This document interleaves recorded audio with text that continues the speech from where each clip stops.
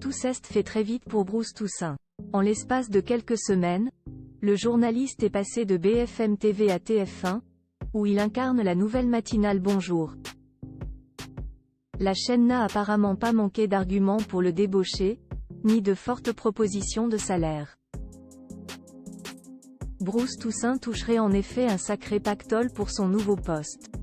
La suite après la publicité, c'est un mercato inattendu qui a eu lieu quelques semaines après la rentrée de septembre dernier. Alors qu'il avait assisté à la conférence de presse de BFM TV et repris son rôle dans le live Toussaint chaque matin, Bruce Toussaint a finalement claqué la porte de la chaîne des infos continues, presque du jour au lendemain. En effet, séduit pas la proposition de TF1 de lui confier les commandes de sa matinale Bonjour. Le journaliste a offert un départ quelque peu précipité, aux grandes dames de ses ex-employeurs. Et en 4 mois seulement, soit un temps record comme le soulignait Télérama, Bonjour était prête à être présenté au public. C'est le 8 janvier dernier que le lancement a eu lieu et, pour s'imposer au mieux, la première chaîne aurait investi pas moins de 10 millions d'euros annuels, précisaient nos confrères.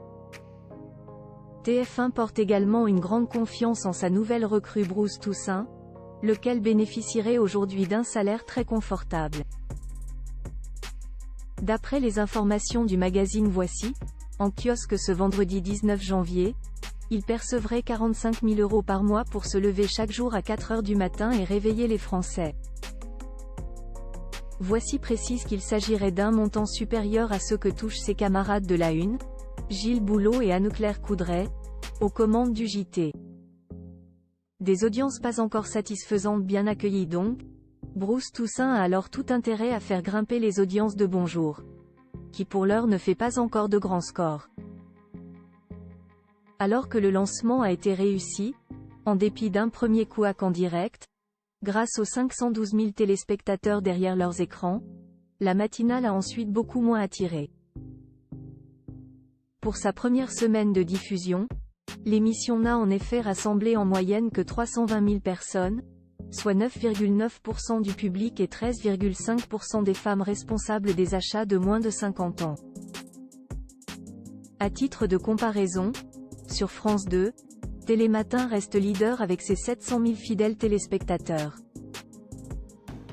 TF1 serait alors déjà en train de travailler sur quelques changements pour booster les audiences de son nouveau rendez-vous phare. Plus d'infos qui concernent le public, moins de directs en région et de chroniqueurs autour de la table, annonce Voici. Reste à savoir si cela suffira à faire de Bonjour la matinale incontournable du PAF. La suite après la publicité.